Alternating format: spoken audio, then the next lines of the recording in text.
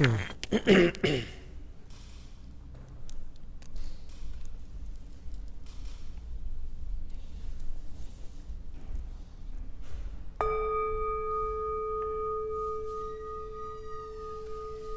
find a comfortable posture. Keep your back straight as much as you can.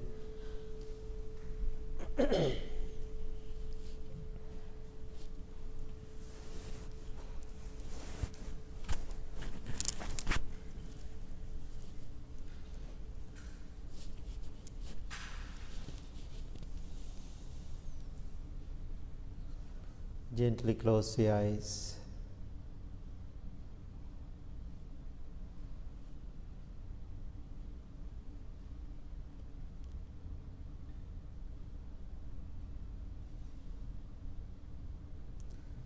Start with loving kindness practice. Send your loving thoughts towards yourself, thinking, I am well, I am happy, I am peaceful.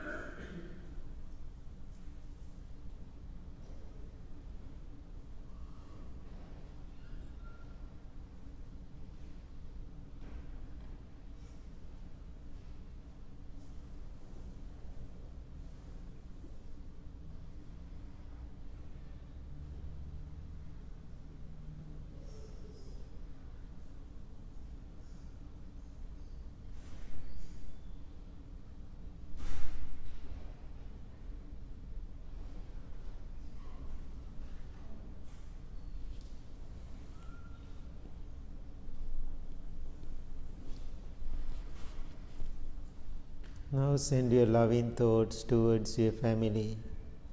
May all of my family members be well, be happy, be peaceful. Remember, just having this thought in your mind is very powerful practice. Therefore, in this moment when you are repeating these words, you are setting your intention for your practice. May all of my family members be well, be happy, be peaceful.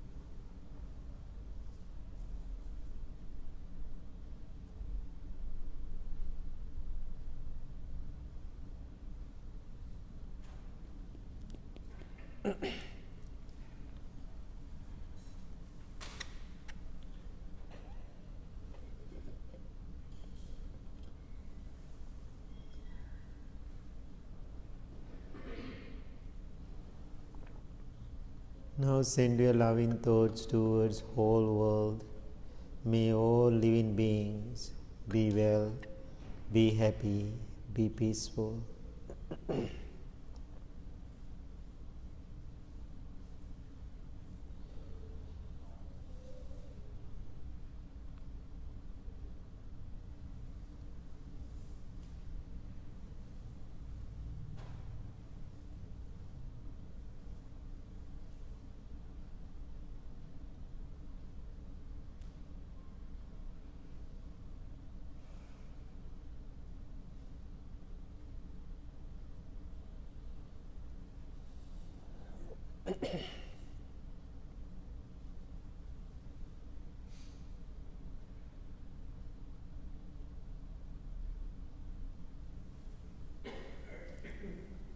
Now send your loving thoughts towards whole world. May all living beings be well, be happy, be peaceful.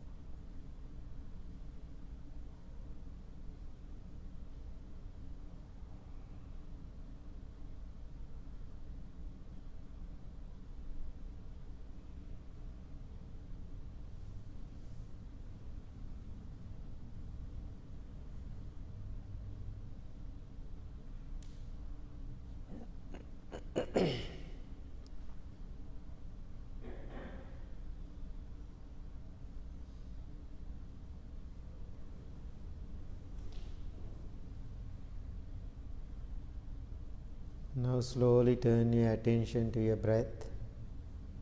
Every breath you take in, you take out is taken mindfully. Focus on your natural, ordinary breaths.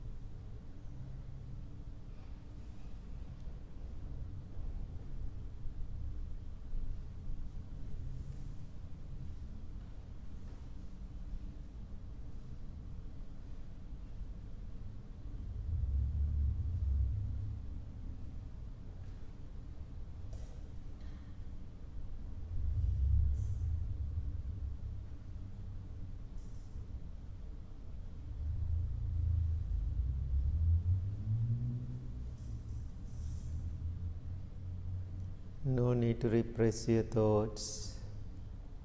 No need to control your thoughts. Let them come and go.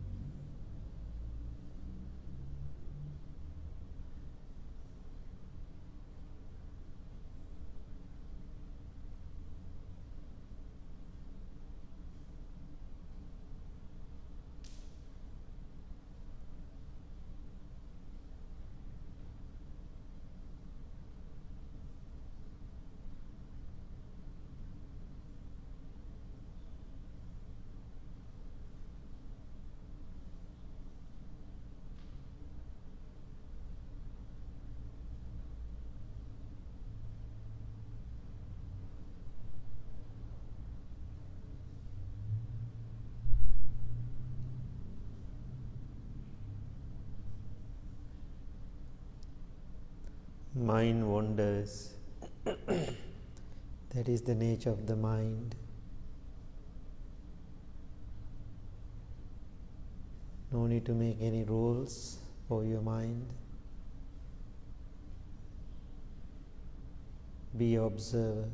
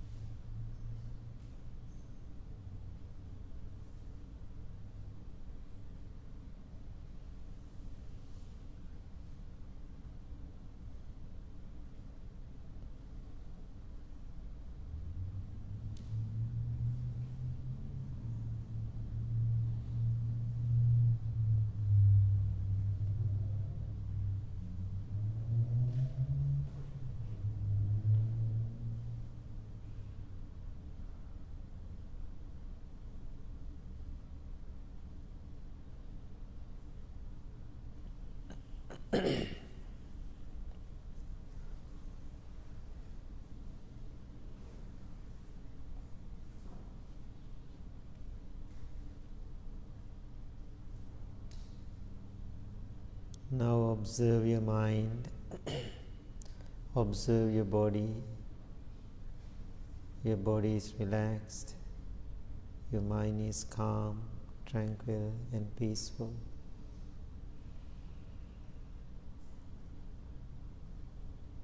Make a strong determination to practice every day, regularly, with diligence and patience.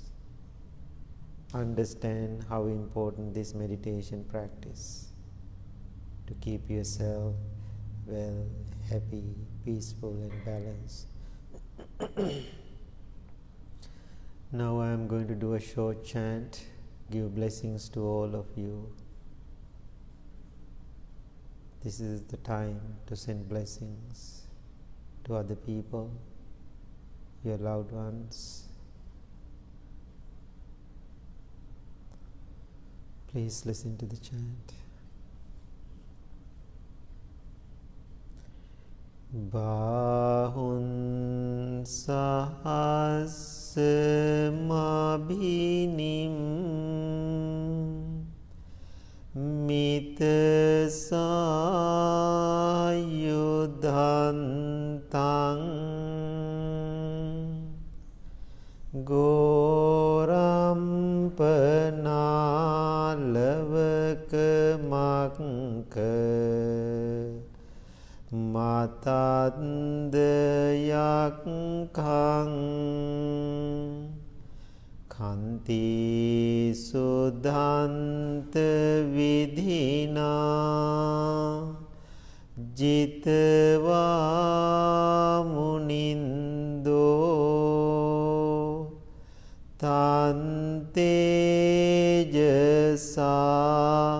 bhavatu te jaya mangalani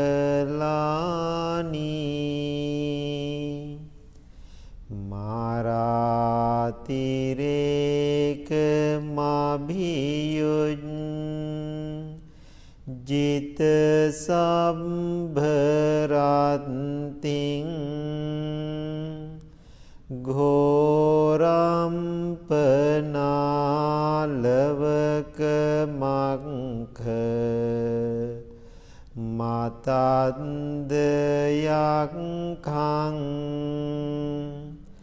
kanti sudanta vidhina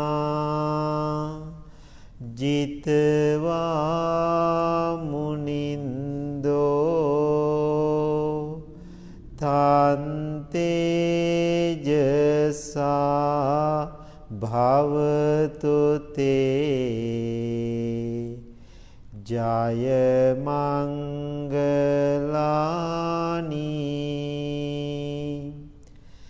නාලාගිරින් ගජවරං අතිමන්ත භූතං දාවංගිචංක මසනීව සුදාරුණන්තං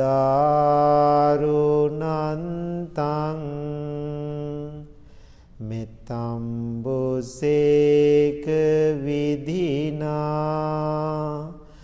ජිතවා මුනින්දෝ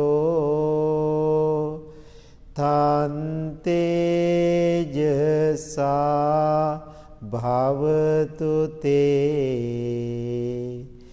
ජය මංගලානි.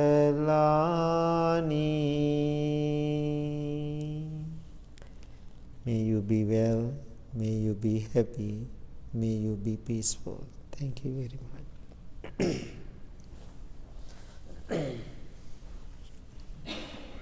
Okay, good morning. Okay, I remember I returned to the temple after my traveling March 9th. After that I didn't go any places. Now I am home March 9th to today. So even beginning of the year when I am traveling, I was in Europe, then I came home, then I am traveling around the country. COVID just started. Still people are talking about it, flying, people are wearing the mask. I saw a couple of people always cleaning the airplane seats and wipes, and I saw all those things. Then I started to do all those things, very concerned, where I touch, I don't know, touch my eyes, and so concerned. Now 6 months later, I'm asking you too, how about now? 6 months later? I know still we are so concerned. In the beginning and now, do you see anything difference? Your behaviors? What are the difference? Other than forgetting my mask. Yeah, some people are not wearing mask. And when we go to the grocery store, we were so concerned. When we bring things home, we are so concerned. And always when we buy things to the monks, when they buy groceries like Astaji, and they always bring things to the kitchen in downstairs and big kitchen, then clean everything. I don't know, now we do it. And so then I was thinking, this is not right or wrong. This is my observation. In the beginning we are so cautious. Now we are kind of adjusting to it. Some people are still, and some people are just adjusting to it. They want to live their life. I am not asking you to change your behaviors, but my observation. Then I was thinking, life also the same. When we are doing things, in the beginning maybe we are so concerned, doing lots of things, but when we are keep doing our life, then we get adjusting to the situation, whatever, good or bad. Especially when we have difficult, challenging, bad time, so people start to complain, they don't like it, are crying, emotional. Then however, they are adjusting to that pain. They are adjusting to that difficulty. I don't think they like it, but they get used to it. That's my observation. Then yesterday I was thinking something. We are like frog. It's very interesting. We are exactly like frog. So when we put a frog, the story, put into the hot water, boil the water and put the frog. Did you read that? What frog is doing when the temperature rise? The frog adjusting to the temperature. He adjusting his body to that temperature. Keep adjusting. Now water is keep boiling. and temperature rise, the frog is keep adjusting, keep adjusting, keep adjusting. Finally, what will happen? He doesn't have energy to adjust anymore. Then he will die there. Then I was thinking exactly I'm like a frog. We all are sometimes. We like frog. We adjusting to it. We forget about it. Maybe we are enjoying that warmth and that temperature. Oh, it's a kind of hot bath. That's what maybe frog is thinking. I'm having evening bath, or something like that. Who knows? It's joyful, that temperature. He's keep adjusting his body to that temperature. Finally, he will die there. I thought, that analogy I want to put into myself too. I'm keep adjusting to this pain. Sometimes maybe you are thinking adjusting to the pain is good. Adjusting to the pain and understanding it and is totally two different. Sometimes we have pain, we have difficulties, we have challenges. Oh, it's okay, that's fine, what to do, and you are just living it, but there is no great wisdom behind it. But one day, with that pain, people will die. So then I was thinking, why this frog doesn't know his limits? Why I don't know my limits? I'm keep putting my energy to adjusting to this nature, this situation. But if that frog is smart, what he does, he knows his limits. He knows what is the time he has to jump out. But this frog keep enjoying that little entertainment, and so then he doesn't know time to jump. So today I am asking, think about this analogy. Do you know what is the best time to jump from these challenges and difficulties, or we are keep adjusting to it and enjoying it? That's something good to consider. I'm considering myself. Then maybe you will ask me, Bhante, what is the best time to jump? Don't ask me. I don't know. I'm asking myself what is the best time to jump. So now I'm asking you all have to decide. You have to follow your gut feeling. This is the best time to jump. So then I was thinking myself, 20 years ago, I was in Detroit, Michigan, outside of Detroit. I made the decision to leave that place and to find my own journey. But I don't know where to go, what to do, how to do, who to contact. However, I found this place. Then never seen a person, only communicated by emails, no idea who are the people, where I'm going. So when I made the decision to come here, it was very scary. I don't know what is going to happen. I don't know who is going to meet. So then all my teachers, my mentors, everybody said, don't go. Don't go. You don't have money, you don't have connection, you don't have experiences, you don't have language, you don't know what you are going to do. Don't go. You are taking the risk of your life being in a foreign country. You understand, when you go to a foreign country, you can speak the language. How do you feel? You feel like helpless. You don't know what to do, what is the best thing. So anyway, it was very scary to me. Everybody was against me with love, don't go. In the last minute, after I put all my stuff into my car, I had an old car, I'm ready to drive to Chicago here. So one of my teachers and came to the car and said,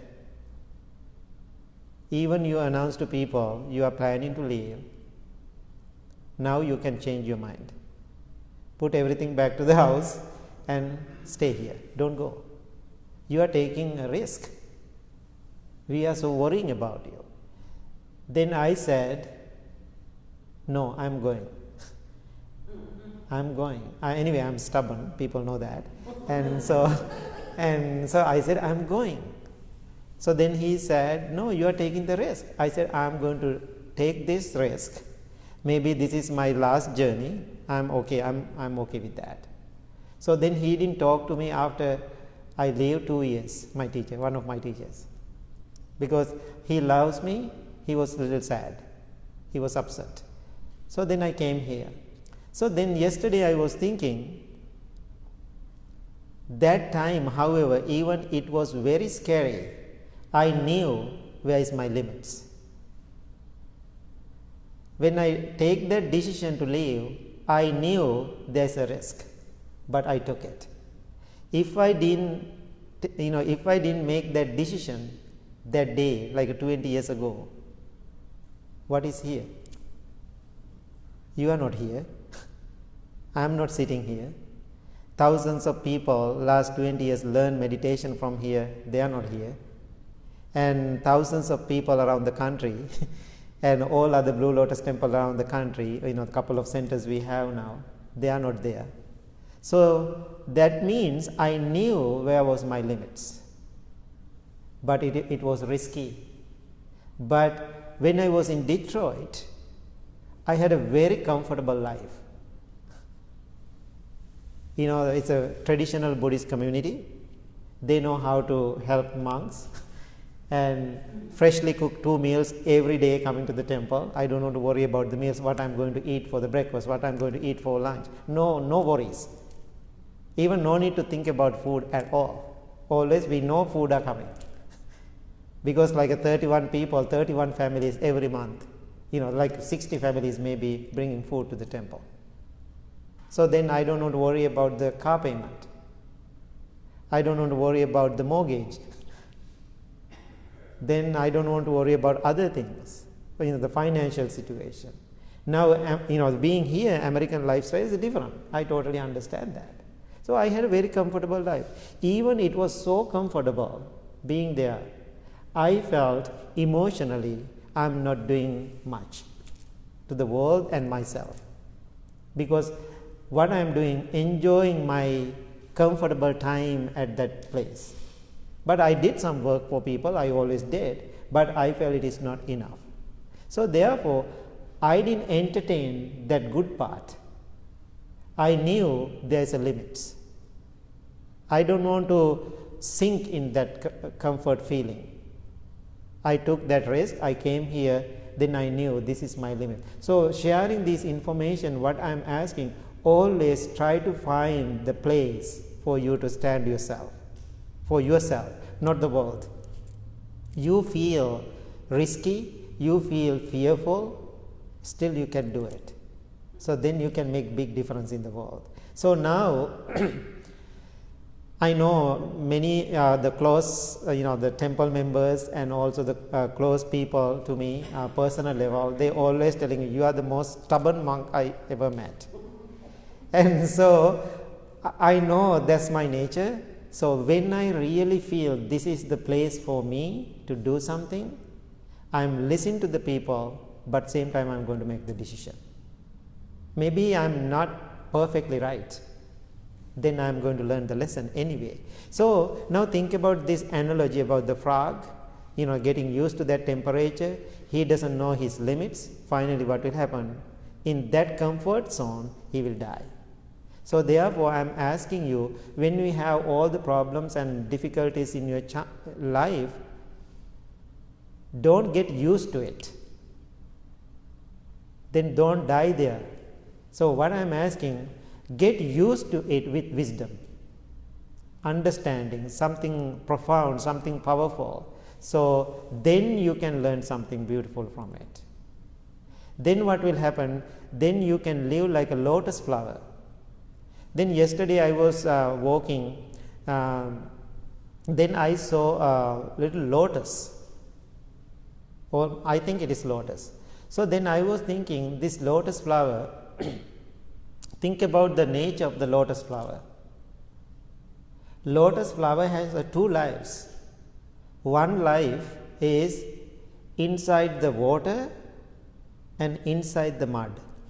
One life. Other life, lotus flower coming to the world and blooming to the world, above the water, above the mud. That's another life. There's 2 lives. So when we have a lotus plant, do you see lotus flower is there? Sometimes there is a plant but there is no flower. But I say, no, this is a lotus plant, there is a lotus flower. Then you say, no, Bhante, there is no lotus flower, just a plant. No, I said, no, there is a flower. Then you say, no, there is no flowers, just a plant. I said, inside that plant there is a flower. Then you say, no, I don't see it, but it is there. But I am keep telling it is there, you keep saying it is not. But we know, we all have that nature inside that lotus plant. You all have that beautiful lotus flower inside you, but it is deep inside the mud. It's a proper environment, it will grow. Now this lotus flower grow, then what will happen? Then lotus flower, after it's grow to the world, then I was thinking, because we are so used to this lotus flower, it has a two lifestyle after open to the world. One lifestyle is in the morning. What is the morning lifestyle? Sunrise, then lotus flower open. So beautiful, giving the hand, giving the power to the world. In the evening, sunset, lotus flower close.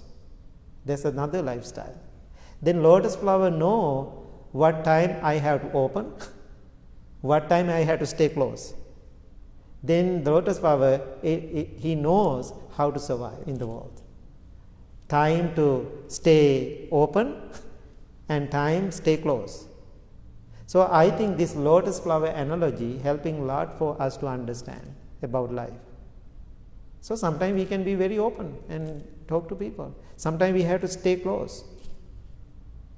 It is very important. And so now think about when the lotus flower open in the morning, all the bees will come to the flower to get the nectar. When the sunset, what will happen? What they have to do? They have to leave the flower. If they are not leaving the flower, what will happen? They will die because the flower get closed. So I am asking, temple also the same. The blue lotus. Please come to the temple, don't attach to this. Don't come to the temple, don't ask me permanent residency here. Don't look for the citizenship. Don't ask for the membership. Oh, I am coming to the Blue Lotus Temple, I need the membership. There is no membership in this temple. Everybody understand? No membership. I am not giving membership. I am not a member too. So that means if you are attaching to the flower in the fun, entertain time here at the place in the lotus, definitely you will die. Therefore, don't attach to the teacher, don't attach to the place or the flower. Just come and get the nectar and be gentle with the flower. Be gentle with the flower. Don't destroy it. Don't hurt it. So therefore, when you come to the temple, be gentle means support to the temple, help the temple, be grateful, then leave. No attachment. I will leave too. Somebody asked me, like a week ago, you are going to stay here forever. I said, no guarantee. No guarantee. Maybe tomorrow morning I will leave. Right after the airports open, I will leave. And then he asked, you don't have any emotional attachment for this place? Then I said, I don't have emotional attachment. Be honest, actually. Not at all. But I have a responsibility. I am a very responsible person. I am not leaving my responsibilities. But I don't have that emotional attachment. So that is the practice. So now don't enjoy this pain and suffering and difficulties in the world, and don't adjust yourself into that painful situation without wisdom. So just adjust into this painful situation with wisdom, otherwise you will die here. Anyway, you are going to die, but you will die with wisdom. Then try to live like a lotus flower.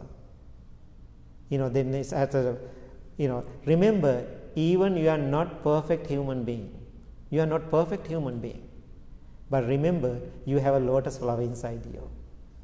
When the right time, right people, right environment, everything is harmonious, then lotus flower will open to the world. Therefore, don't underestimate you. Then therefore, don't overestimate you. Stay in the middle and try to open and bloom to the world and give your power to the world without attaching to it. Okay, any questions? Any thoughts? Comments? How do you think? So, working as a nurse in a hospital right now, and during the entire start of the pandemic, it has really given me a lot of pause to examine my own life, and yet still need to continue to give to others who are looking for me, and realizing how much fear my patients are in, and how much fear their families are in.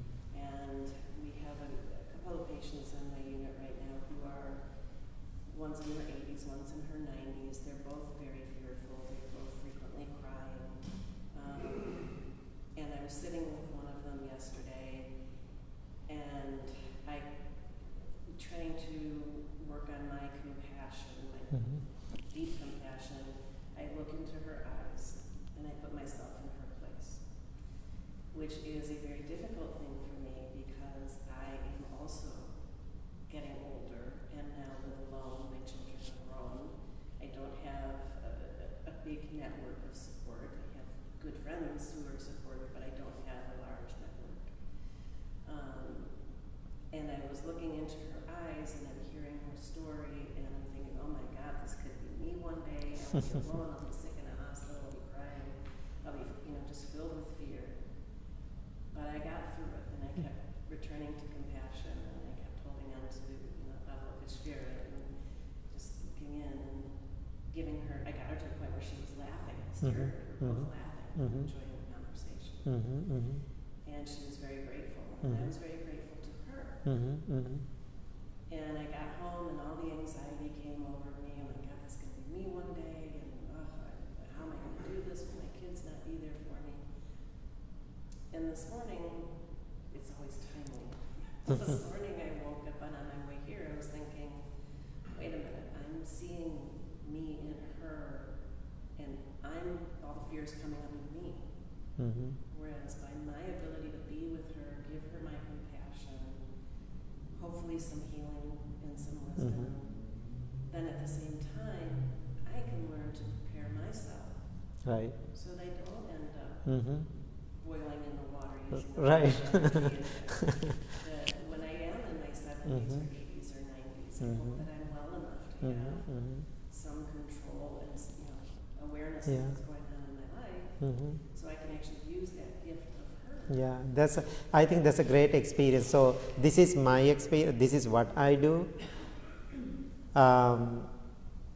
When I see somebody is dying, I'm dying with them. That's what I prepare myself. I know I cannot control that death. I cannot control my death too. When I see somebody is dying, I'm dying with that person. So that means what you did, you become that person, so then you can see yourself there. So, but prepare yourself. When you do those things, you have to have lots of awareness. Otherwise, we become a frog. It makes sense? If we are not wise enough, you become a frog. So because my whole life as a monk, I always go when people are dying. So it is very common for me to see it. And the sick people is very common. So always I go and touch them like a nurse, right? It's very natural to me. But every time when I hear, I always put myself into the situation. Now my parents are aging. My sister keep calling me and updating because we both are taking, they're taking care of them. So she's sometimes complaining because she's the one, in person, handling my mother, handling my father. Sometimes it's painful because I can give advice from here, right? When she's, really complaining about something, I said, how about you see yourself as my mom now? One day, next 20, 30 years, you will be like that too. Then right after I say that, she's calming down because she sees herself there. So I think, every situation in the world, whatever going through in our life, You put yourself into the situation, get into that shoe, then you will see yourself. It's so beautiful way to learn. Otherwise, no need to sit 1 hour and meditate and try to understand that. Middle of nowhere, if you can use your eyes and your 5 senses wisely, mindfully, you can learn all those things every second, every minute that teaching is there. So my evening time, I always try to walk like 7, 8, 10 miles. I keep doing it. So I think that's the best time for me to reflect those teaching. When I see people, when I feel things, it is a beautiful time to learn. So therefore, these days, go and spend a little bit more time outdoor and with yourself and thinking, not sitting on the cushion all the time. No need to. Don't addict to the cushion. That's a new addiction too, but don't misunderstand my words. And so sometimes people think if I sit on the cushion, I will understand everything. No. And so please go and enjoy your life wherever you go, and same time bring that awareness to your thinking process. Anything else? Any other thoughts? Any comments, concerns, questions, anything? How are you doing, everybody? How are you doing? Everybody's doing okay? Okay. So, now a few other things. We are planning to open the temple for Wednesday evening too, for 25 people. But still, Monday, we are going to do the meditation outdoor, if weather permit. And so, please prepare for that. We are going to post some links to register for the Wednesday night. So far, because my observation Saturday going really well, and people are behaving good, people are concerned and they want to practice, then I want to give more opportunity for people. Let's go to the second level pause, right? And we'll see how people react into Wednesday night.